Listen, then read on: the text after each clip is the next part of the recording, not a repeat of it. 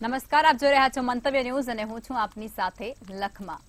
નર્મદા નદીના કિનારે વસેલ અને વિડીયોકોન સાથે જ રિલાયન્સ અને BASF જેવી મલ્ટીનેશનલ કંપની ધરાવતું ગુજરાતનું એ શહેર એટલે ભરૂચ, જ્યાં લોકસભા ચૂંટણી પહેલા જ ભરૂચના રાજકારણમાં ગરમાવો અત્યારથી જ જોવા મળી રહ્યો છે. કનૈયાલાલ મુનશીના પત્ની લીલાવતી મુનશી પણ ભરૂચ બેઠકથી ચૂંટણી લડ્યા હતા, પરંતુ ભાજપે અહીંથી સતત 6 ટર્મથી જીત્યા એવા સાંસદ મનસુખ વસાવાને ફરી એકવાર રિપીટ કરી દીધા છે. જ્યારે કોંગ્રેસ અને આપના બંનેના જે ગઠબંધન છે તેને લઈ અને અનેક વિવાદો બાદ હવે ગઠબંધનને સર્જી અને ચેતર વસાવાને ટિકિટ આપવામાં આવી છે. ત્યારે હવે આ બેઠક ઉપર વસાવા વર્સિસ વસાવાનો ખરાખરીનો જંગ જામ્યો છે. બંને ઉમેદવારો વચ્ચે સતત વાદ અને વિવાદ સર્જાતા જોવા મળી રહ્યા છે અને આ બંને ઉમેદવારો પોતાની જીતનો દાવો કરતા પણ જોવા મળી રહ્યા છે. હવે આ બેઠક પર લઘુમતી અને આદિવાસી સમાજનું પ્રભુત્વ રહેલું છે. ત્યારે ભરૂચના રાજકીય અને જાતિગત સમીકરણો વિશે સીધી ચર્ચા કરીશું સીટ સર્જરીમાં.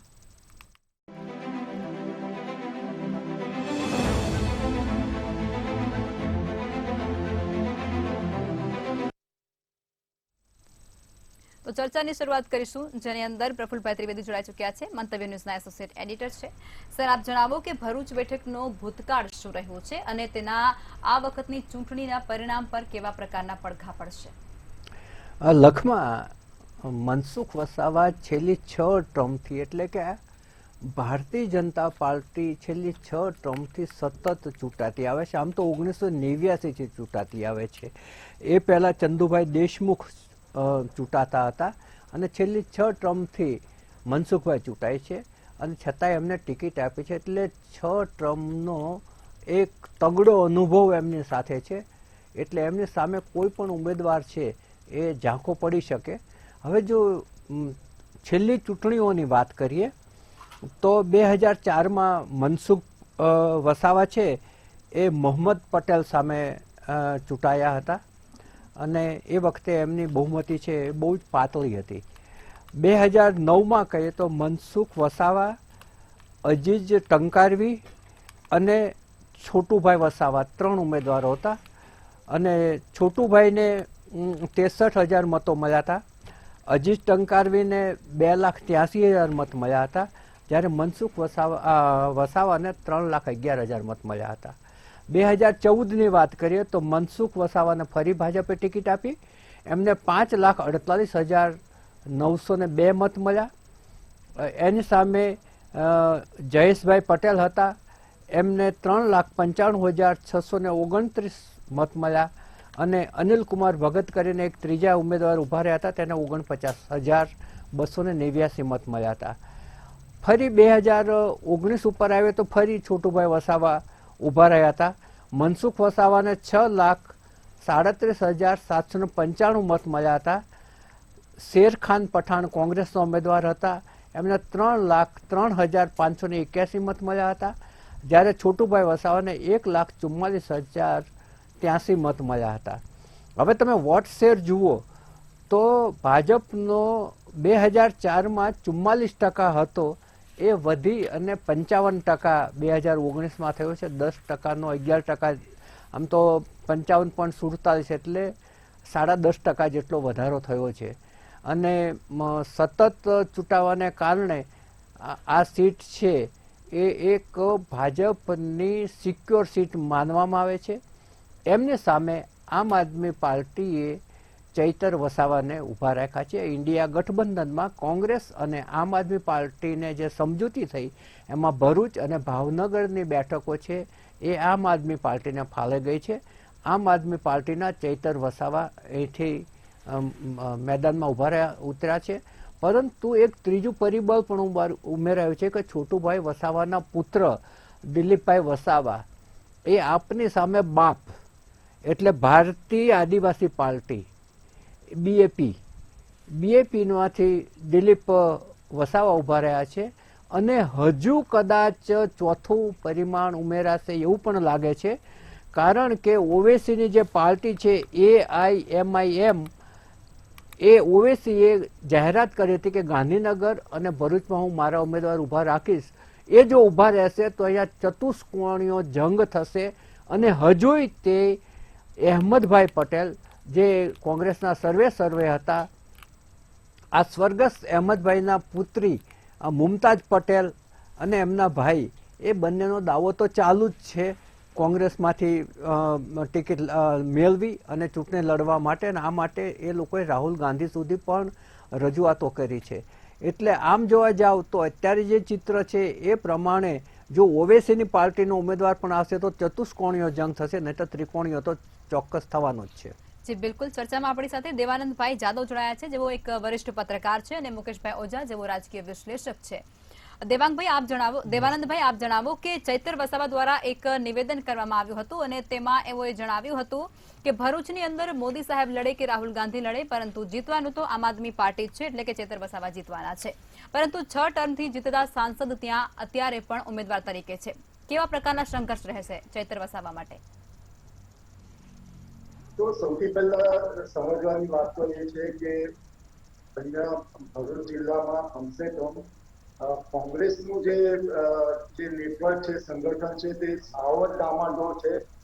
અને જ્યારે બીજી તરફ તમે જુઓ તો આમ આદમી પાર્ટીનું તો કોઈ સંગઠન જેવું ભરૂચ જિલ્લામાં છે. પરંતુ આનું કેવું છે કે એક વિધાનસભામાં ચૈતર વસાવાએ લેડિયાપાડાની બેઠક ઉપરથી ધારાસભ્ય તરીકે ચૂંટાઈ આવ્યાને કારણે તેમને ચોક્કસપણે આ જે ગઠબંધન થયું એમાં એમને આ લોકસભાની સીટ મળવાની મતલબ ચાન્સ મળ્યો લડવા માટે. પરંતુ હાલ અત્યારે જોવા જઈએ તો અહીંયા જે ભાજપનું જે નેટવર્ક છે, કારણ કે જુઓ કે ભરૂચ લોકસભામાં કુલ 7 વિધાનસભા બેઠકોનો સમાવેશ થાય છે. તેમાંથી તમામ બેઠકો પર ભારતીય જનતા પાર્ટીનો દબદબો છે. અને ત્યાર ઉપરાંત જે સંગઠન છે એ સંગઠનને બીટ કરવું, બુથ લેવલ સુધી જે સંગઠન છે તેને બીટ કરવું કમસે કમ અત્યારે હાલ તુરંત નવા દિશાયા ગણાતા આમ આદમી પાર્ટીના ચૈતર વસાવા માટે ઘણા પડકારજનક રહેશે, તેમાં કોઈ બેમત નથી. અને બીજી તરફ આપણે વિચારીએ તો જે આ ચૈતર વસાવા છે તે ઓરિજિનલ છોટુભાઈ વસાવાની પાર્ટીમાંથી છોટુભાઈ વસાવાના એક અનુગામી જ હતા અને એ બહાર આવ્યા છે. એટલે હવે જયારે અત્યાર સુધી છોટુભાઈ વસાવા કોઈ પિક્ચરમાં નતા, પરંતુ હવે તેમને ભારતીય આદિવાસી પાર્ટી એની શરૂઆત કરી છે અને એમના પુત્ર લડશે. એટલે ચોક્કસપણે જે ચૈતર વસાવાની જે વોટ બેંક છે, ડેડિયાપાડા ગણો, ઝઘડિયા ગણો કે બાલિયામાં જે આદિવાસી જેમની પકડ છે, છોટુભાઈ વસાવાની ઓરિજિનલ જે પકડ છે, એના પર એ આખું જે આદિવાસી મતો છે તેનું ચોક્કસપણે વિભાજન થશે અને તેનો સીધો જો લાભ મળશે તો તે ભારતીય જનતા પાર્ટીને મળવાનો. બિલકુલ, ચોક્કસથી. મુકેશભાઈ આપ એ જણાવો કે ચૈતર વસાવાએ જે નિવેદન આપ્યું હતું તે નિવેદન પર મનસુખ વસાવાએ વળતો પ્રહાર કર્યો અને જવાબ આપ્યો કે તેઓ મૂર્ખ છે અને તેઓને મૂર્ખ ગણાવ્યા અને નવા નિશાળિયા તરીકે તેઓને કહ્યું હતું. અને ત્યારબાદ તેઓએ ઉમેરતા એટલું પણ કહ્યું હતું કે રાહુલ ગાંધી છે કે પછી ઈશુદાન ગઢવી છે, તેઓનામાં તાકાત હોય તો તેઓ વારાણસીથી ચૂંટણી લડીને બતાવે. આ જે નિવેદન છે, આ મુદ્દો છે, તેના પર તમે શું કહેશો? બધું જે રાજનીતિમાં હોય એટલે આવા નિવેદનો તો આવવાના જ, આમાં કોઈ શંકાને સ્થાન નથી. પણ રાજકીય પરિપક્વતા કેટલી છે નેતામાં, એના ઉપરથી એના નિવેદનો ઓળખાતા હોય છે.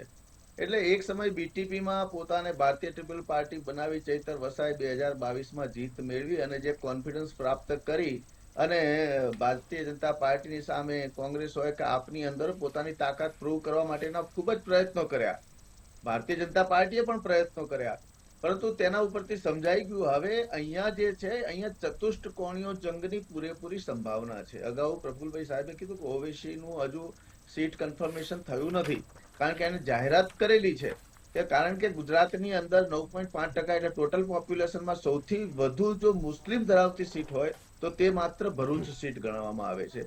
અને મુસ્લિમ સિવાય જે બીજો સૌથી મોટો વર્ગ જે છે એ આદિવાસી વર્ગ છે, ટ્રાઇબલ જાતિનો વર્ગ છે. એટલે વસાવા જાતિનું સામ્રાજ્ય ખૂબ જ મોટું છે. પરંતુ વસાવાની અંદર પણ તમે જુઓ કે છોટુ વસાવાના પણ વિડીયો પ્રકરણ આપણે જોઈ ચુક્યા છે. એમના જે બોલવાની જે કલા હતી એનાથી જે નુકસાન થયું છે પક્ષને એ પણ આપણે જોઈ ચુક્યા છે. મનસુખ વસાવા એક શક્તિશાળી નામ છે, એટલે ભારતીય જનતા પાર્ટી માટે મનસુખ વસાવાને સીટ આપવી એ યોગ્ય જ હતી. કારણ કે ચૈતર વસાવા નું થોડુંક સ્વભાવ અને એનું એક યંગ છે, 35 વર્ષનો છોકરો છે ચૈતર વસાવા, એટલે એની અંદર એક ક્ષમતા પરિપક્વતા હજુ દેખાતી નથી.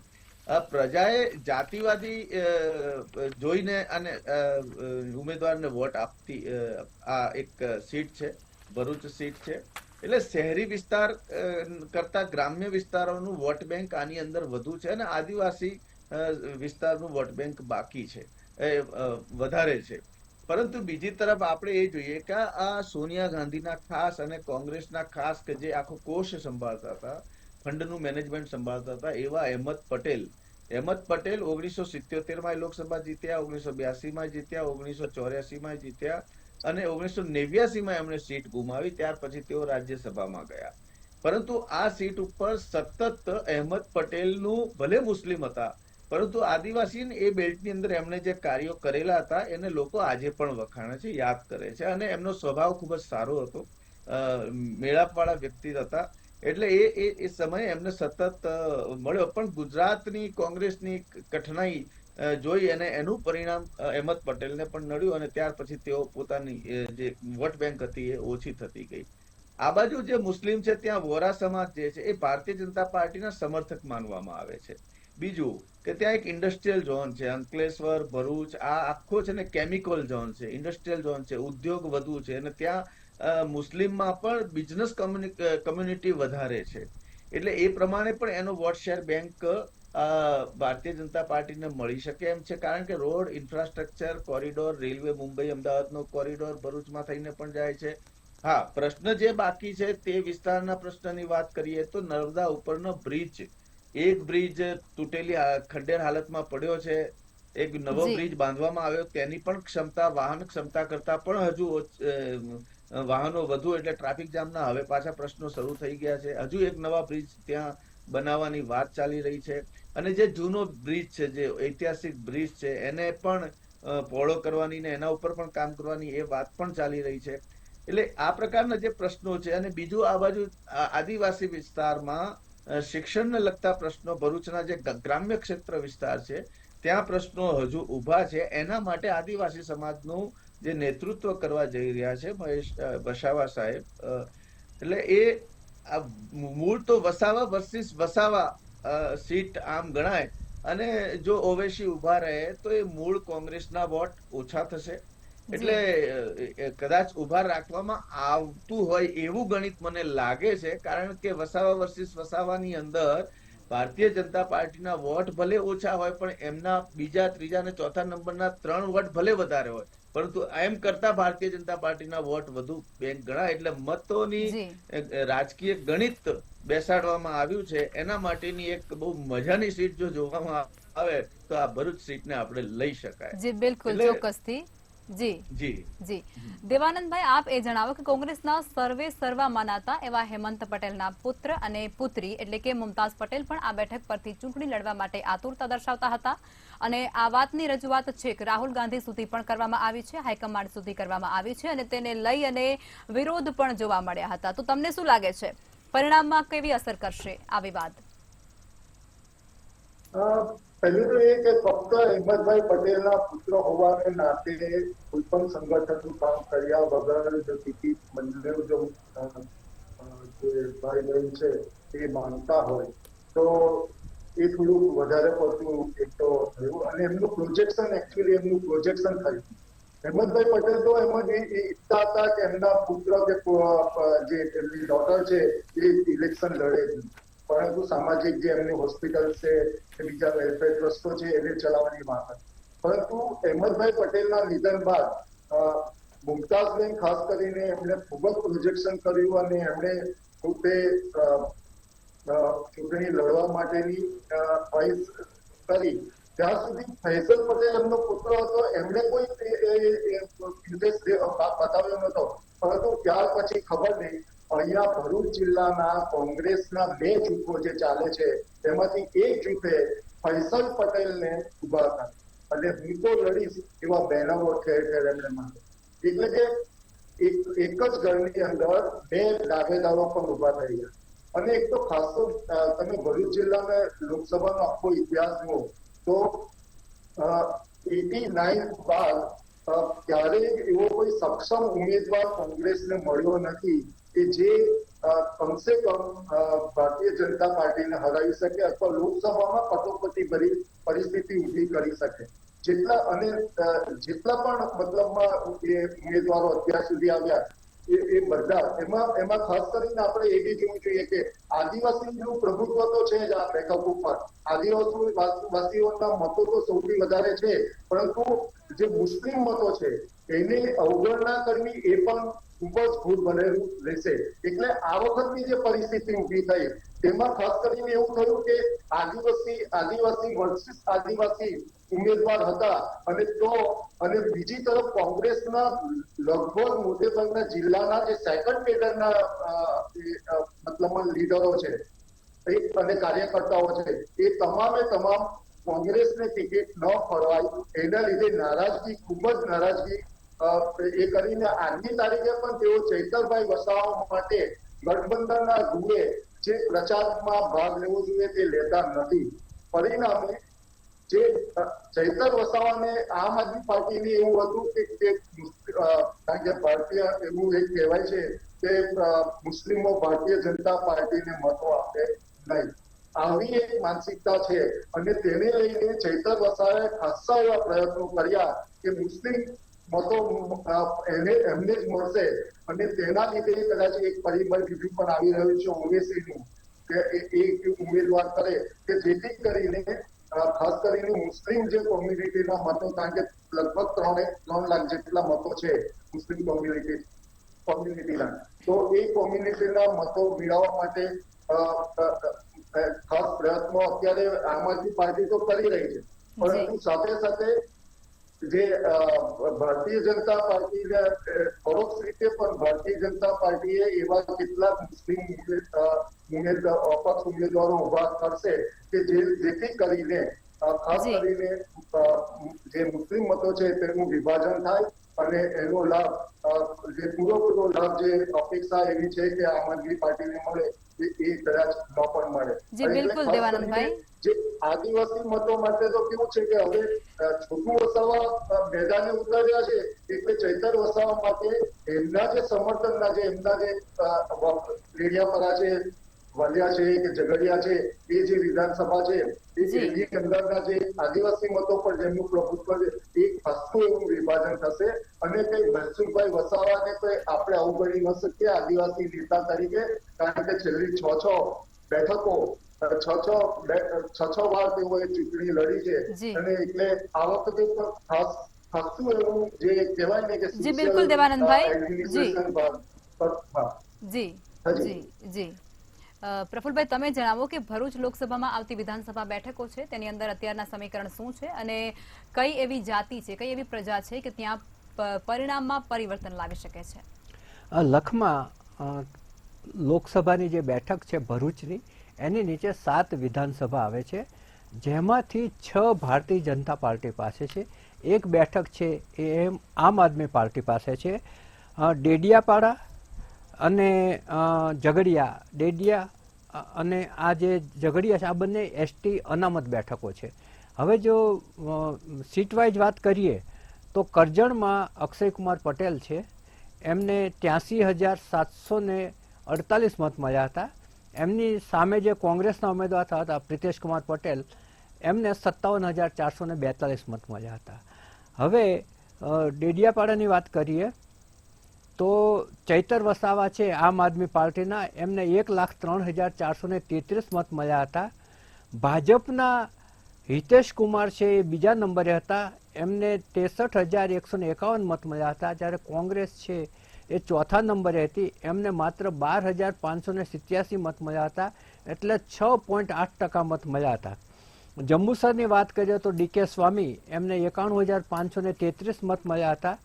એમની સામે સંજયભાઈ સોલંકી કોંગ્રેસના, એમને 64,152 મત મળ્યા હતા. વાગરાની વાત કરીએ તો અરુણસિંહ રાણા, એમને 83,036 મત મળ્યા હતા.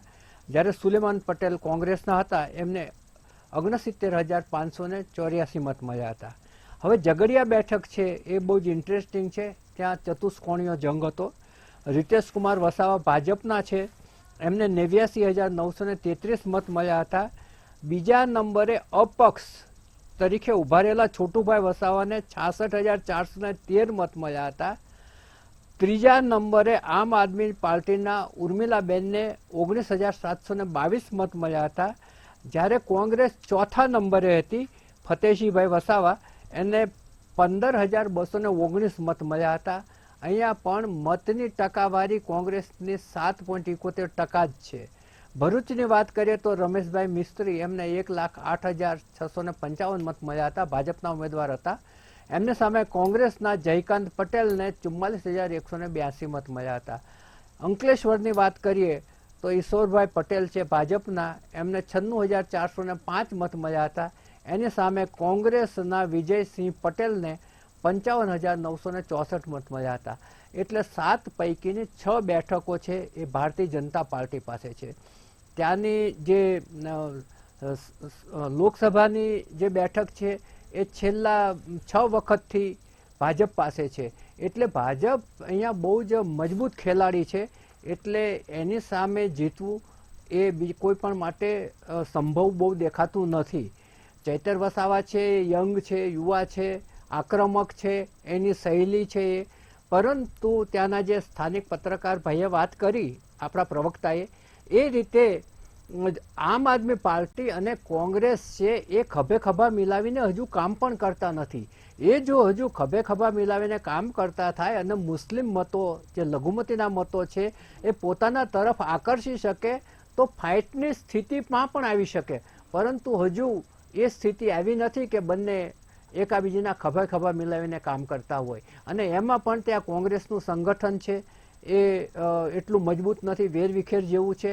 આમ આદમી પાર્ટીનું સંગઠન પણ ત્યાં મજબૂત નથી. જી બિલકુલ, ચોક્કસથી. દેવાનંદભાઈ, આપ એ જણાવો કે ચૈતર વસાવા એ પ્રજા સમક્ષ શિક્ષણ, બેરોજગારી, હોસ્પિટલ એવા નાના નાના મુદ્દાઓ જે જમીની છે અને લોકો તેનાથી ખૂબ જ ત્રસ્ત છે, પાણી વગેરે, એ બધા મુદ્દાઓ લઈને મેદાને ઉતરશે. તો બીજી તરફ જે દિલીપ વસાવા છે તેઓ પણ પ્રચંડ પ્રચારમાં લાગી ચૂક્યા છે. તો હવે આ બંને વચ્ચે જે મનસુખ વસાવા છે તેમને કોઈ સંઘર્ષ કરવો પડશે તમારા મત મુજબ? ખાસ કરીને એટલે ખાસ એવું કોઈ સંઘર્ષ કરવો પડશે કે એને કદાચ એટલે પહેલા જયારે ચૂંટણી ઇલેક્શન ડિક્લેર થયું ત્યારે એવું લાગતું હતું કે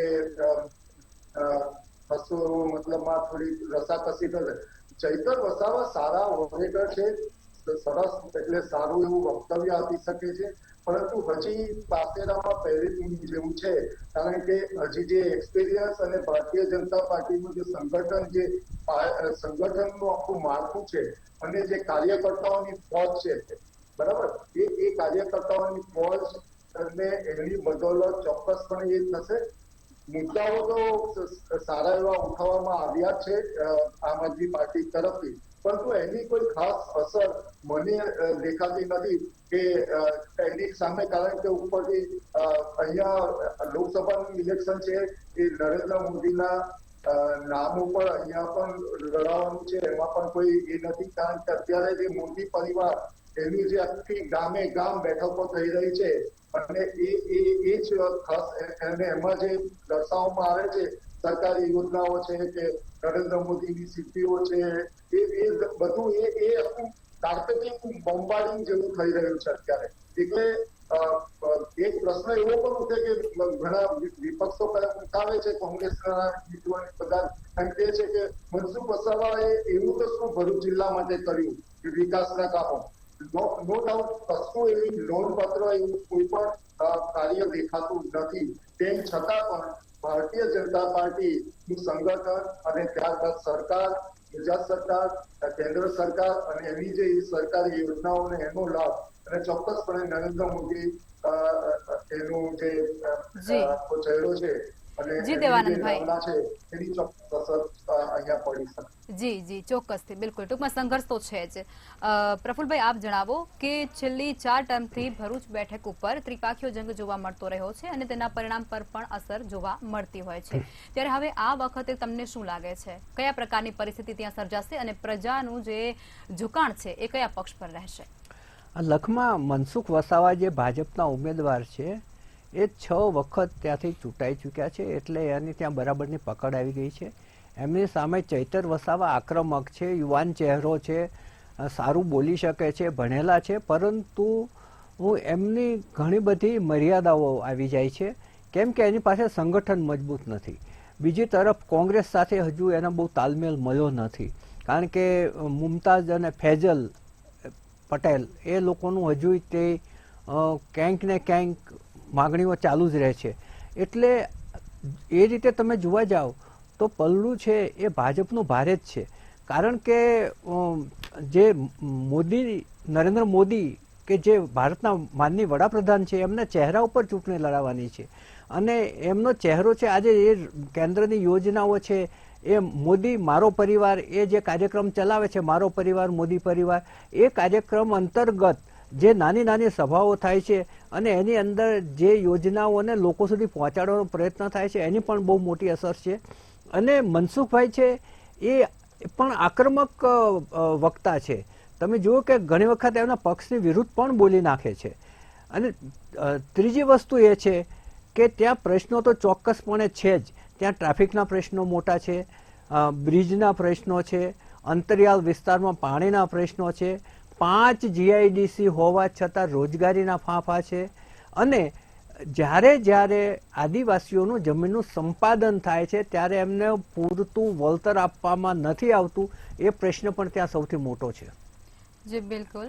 દેવાનંદભાઈ, મુકેશભાઈ અને પ્રફુલભાઈ અમારી સાથે ચર્ચામાં જોડાયા તે બદલ આભાર. ભરૂચ લોકસભા બેઠક પરના તમામ રાજકીય સમીકરણો ઉપર નજર કરી અને હવે આવતીકાલે આ જ રીતે ભાવનગર બેઠક છે તેના ઉપર કરીશું સીટ સર્જરી. અને હા, મંતવ્ય ન્યૂઝ દ્વારા એક મુહિમ ચલાવવામાં આવી રહી છે કે દરેક મતદાતા મતદાન કરે. આ મતવાળો જે અવસર આવ્યો છે તેમાં સહભાગી થઈએ અને તમામ મતદાતાઓ મતદાન જરૂરથી કરે. હું પણ કરીશ અને તમે પણ કરજો. નમસ્કાર.